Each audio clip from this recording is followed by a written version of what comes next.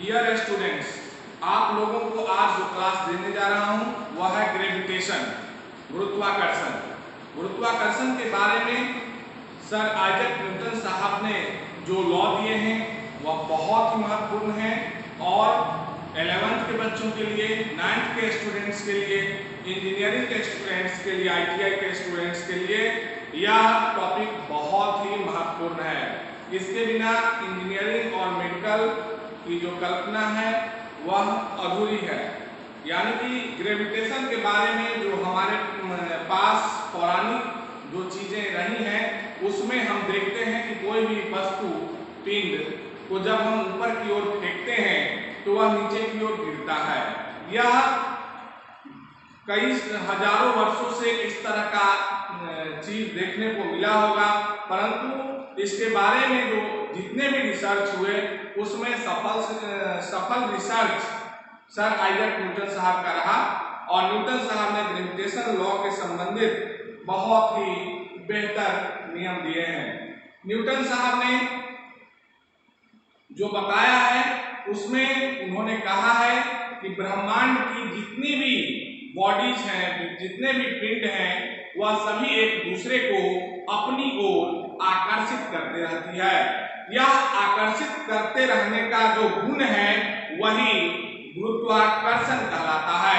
यानी कि जितने भी पिंड का जो केंद्र होता है, जो अपनी ओर दूसरे पिंड को बिना टच किए हुए एक आकर्षण बल से अपनी ओर खींचते रहता है, उसी जो आकर्षण है उसको गुरुत्वाकर्षण कहते हैं। हम पृथ्वी के गुरुत्वाकर्षण बल की जो कल्पना है उसमें सर आइजैक न्यूटन साहब ने जो नियम दिए थे उसके आधार पर गुरुत्वीय त्वरण का मान जो है पृथ्वी पर वह 9.8 मीटर पर सेकंड स्क्वायर है और इसका 6 भाग जो है वह चंद्रमा पर भी है। हम देखते हैं कि कैसे न्यूटन साहब ने ग्रेविटेशन से संबंधित दो बॉडी, पूरे ब्रह्मांड के कोई भी दो बॉडी के बीच का आकर्षण बल का मान क्या होगा, कितना होगा, उसके लिए उन्होंने एक बहुत ही बढ़िया फॉर्मूला दिया है और उसी फॉर्मूला पर हम लोग न्यूटन के गुरुत्वाकर्षण नियम को समझते हैं। जब न्यूटन साहब ने कहा कि जब कोई पिंड, वस्तु, बॉडी दो बॉडी हो, जैसे मान लीजिए चंद्रमा है एक और दूसरा सूर्य है, या फिर एक व्यक्ति से दूसरा व्यक्ति ही है, तो दो पिंड जिसका द्रव्यमान, जिसका मास m1 मान लेते हैं और m2 मान लेते हैं और उसके बीच की जो दूरी है उसको r मानते हैं। अगर यह r क्यों मानते हैं इसके बारे में भी मैं आपको बताना चाहता हूं कि कोई भी आकर्षण बल जो होता है, आकर्षण क्षेत्र जो होता है, वह वृत्तीय क्षेत्र ही माना जाता है, क्योंकि एक केंद्र से समान दूरी वृत्त में ही बनता है।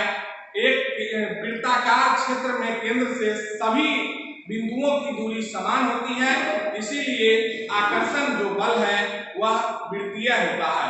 इसीलिए उसके आकर्षण रेखाओं को के रेडियस को हम लोग r मानते हैं और उसी r के कारण इसके डिस्टेंस को हम लोग r मानते हैं। तो न्यूटन साहब ने कहा कि दो बॉडी का मास अगर m1 और m2 हो और उसके बीच के दूरी का मान r हो, उस संदर्भ में यह फार्मूला क्या कहेगा। न्यूटन साहब ने फर्स्ट में कहा कि दोनों पिंड के बीच लगने वाला आकर्षण जो बल है वह दोनों के द्रव्यमान के गुणनफल के समानुपाती होगा। अर्थात न्यूटन साहब ने इससे यह कहा कि F is directly proportional to m1 into m2 और न्यूटन साहब ने यह कहा कि दोनों के बीच की जो दूरी है उस दोनों के बीच के दूरी के वर्ग के विरुद्ध कर्मानुपाती होगा। यानी कि फोर्स का मान जो है उसके बारे में उन्होंने कहा कि F is inversely proportional to 1/r²। So F equal capital G into m1 into m2 by r², where capital G equal 6.6734 into 10 to the power minus 11 Newton meter square per kg square. It is a gravitational constant denoted by capital G गुरुत्वाकर्षण नियतांक। इसको हम लोग यहाँ पे नॉमिकली भी लिखे हैं, या फिर directly proportional to m1 m2 m2, या फिगर से आप समझ लीजिए। बॉडी 1 बॉडी 2, इसका मास m1 है, इसका मास m2 है, और बीच का जो डिस्टेंस है वह r है। तो न्यूटन्स लॉ के आधार पे न्यूटन्स ने कहा कि इन दोनों के बीच का जो आकर्षण बल है, ग्रेविटेशनल फोर्स है, F is directly proportional to m1 into m2 and F is inversely proportional to 1 by r square. So F is directly proportional to m1 into m2 by r square. So F equal capital G into m1 into m2 by r square, where capital G is gravitational constant, value 6.6734 into 10 to the power minus 11 newton meter square पर kg square.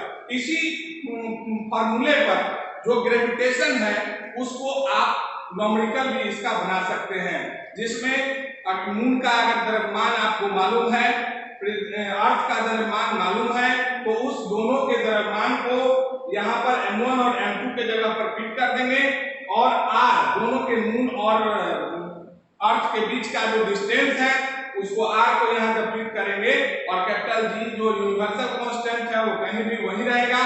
तो इन तीनों चीज को अगर numerically आपको मालूम है तो आप फोर्स को निकाल सकते हैं। डियर स्टूडेंट्स, न्यूटन्स का जो गुरुत्वाकर्षण का सार्वत्रिक नियम जो है वह ग्रहों के गति के संबंध में केपलर के नियम के गहन अध्ययन के आधार पर ही है। न्यूटन के गुरुत्वाकर्षण के बारे में ने एक नियम दिया था 1686 में।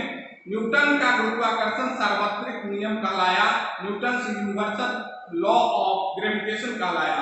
ब्रह्मांड में पदार्थ का प्रत्येक कण प्रत्येक दूसरे कण को एक बल के साथ आकर्षित करता है, जो कणों को मिलाने वाली रेखा के अनुरेख कार्य करता है, और इसका परिमाण कणों की द्रव्यमान के गुणनफल का समानुपाती होता है एवं उसके बीच के वर्ग के व्युत्क्रमानुपाती होता है। आप इस पर न्यूमेरिकल जरूर बनाएंगे, और डियर स्टूडेंट्स आप इसे सब्सक्राइब भी अवश्य करेंगे। अगर मैं आपको एक दो न्यूमेरिकल की चर्चा करना चाहता हूँ, न्यूमेरिकल भी बताना चाहता हूँ कि अगर यहाँ पर एक न्यूमेरिकल जो दिया हुआ है कि द्रव्यमान, पृथ्वी का द्रव्यमान को आप नोट कर लीजिएगा 5.98 into 10 to the power 24 kg, 5.98 into 10 to the power 24 kg। और कोई लड़का जो पृथ्वी पर है उसके बीच का उसका जो डिस्टेंस उसका जो वेट है वह 40 kg है, और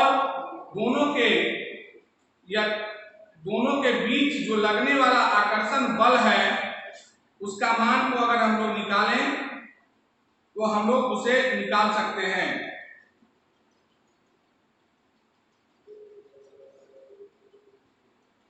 तो यहाँ पर कैपिटल जी का मान पुट कर देंगे, और अर्थ का मास पुट करेंगे, स्टूडेंट्स का मास पुट करेंगे, और पृथ्वी का जो रेडियस होता है, पृथ्वी का रेडियस अप्रॉक्सीमेट 6400 किलोमीटर यानी 6400 किलोमीटर, जिसको एक्यूरेट वैल्यू में अगर आप जाते हैं तो 6.38 into 10 to the power 6 metre को हम लोग स्क्वायर करेंगे, तो फाइनली हम लोग पुट कर सकते हैं, वैल्यू को फाइंड आउट कर सकते हैं।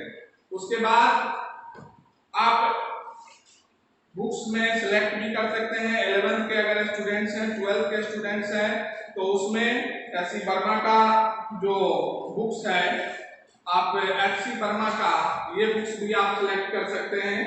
और अगर आई.टी.आई. का भी स्टूडेंट्स हैं तो आप एशियन पब्लिकेशन का बुक सिलेक्ट कर सकते हैं। अगर 9th के स्टूडेंट्स हैं तो एनसीईआरटी और भारती भवन वगैरह बुक भी आप सिलेक्ट कर सकते हैं। तो ग्रेविटेशन लॉ के बारे में उम्मीद करता हूं कि आपको बहुत ही बेहतरीन जानकारी मिली होगी, और आप उस पर न्यूमेरिकल अवश्य बनाएंगे। मैं एक दो क्वेश्चन आपको दे देता हूं कि कोई भी पिंड का मास जो है अगर 100 किलोग्राम है, केजी है, और दूसरे पिंड का मास 200 केजी है, और दोनों के बीच का दूरी का मान 1000 मीटर है, तो दोनों के बीच लगने वाले आकर्षण बल F का मान क्या होगा? डियर स्टूडेंट्स, आप इस न्यूमेरिकल को अवश्य बनाएंगे और आप इसे कमेंट बॉक्स में भी डालेंगे। M1 का वैल्यू मैंने दे दिया है, M2 का वैल्यू दे दिया है, R का वैल्यू दे दिया है। आपको F का मान फाइंड आउट करना है, और आप दो चीज इसमें अवश्य नोट कर लेंगे कि पृथ्वी का त्रिज्या रेडियस कितना होता है। पृथ्वी का जो रेडियस है वह रेडियस को ऐसे भरबली जो है 6400 किलोमीटर माना जाता है, 6400, परंतु न्यूमेरिकली 6.38 × 10⁶ मीटर, किलोमीटर को हम लोग मीटर में कन्वर्ट कर चुके हैं। और कैपिटल जी का भी वैल्यू आप अवश्य याद रखेंगे, क्योंकि कैपिटल जी का वैल्यू हमेशा आपको मिलेगा नहीं, जिसका वैल्यू 6.6734 × 10⁻11 न्यूटन मीटर स्क्वायर पर केजी स्क्वायर है। उसके बाद आप अर्थ का वजन, पृथ्वी का द्रव्यमान भी याद रखेंगे, 5.98 × 10⁻24 केजी, और इसी में हम लोग थोड़ा सा द्रव्यमान जो 10 पर पावर अगर 30 कर देंगे तो वह सन का द्रव्यमान हो जाएगा, सूर्य का द्रव्यमान हो जाएगा 10 का पावर 30 केजी, और 10 का पावर 24 में है तो द्रव्यमान पृथ्वी का है। तो इन सभी चीजों को आप याद करेंगे। उसके बाद जो नेक्स्ट क्लास होगा उसमें हम आपको और भी नेक्स्ट इंफॉर्मेशन देंगे, जो न्यूटन के गति नियम से संबंधित जो 3 फार्मूला न्यूटन साहब ने दिया था। एक था कि v = u² + 2as, v बराबर एक था u + at, और दूसरा था s का फार्मूला था जो ut, 3 फार्मूला न्यूटन साहब ने जो दिया है, ut + ½ at², उसके बाद एक जो v बराबर u + at, और एक दिए थे कि v² = u² - 2as, where s is displacement का मतलब विस्थापन होता है। उसमें थोड़ा सा फार्मूला को अलग तरह से दिखाया गया है, तो यहाँ पे डिस्प्लेसमेंट को ये हाइट h से डिनोट किया था, इसलिए थोड़ा सा क्रिटिकल हुआ। डिस्प्लेसमेंट को हम लोग s से डिनोट करते हैं। तो ये तीनों फार्मूला के बारे में नेक्स्ट क्लास में इंफॉर्मेशन देंगे। आप इसे सब्सक्राइब अवश्य करेंगे, क्योंकि 1000 सब्सक्राइबर के बाद ही इस चैनल पर हम लाइव क्लास भी ले सकते हैं। Thank you so much.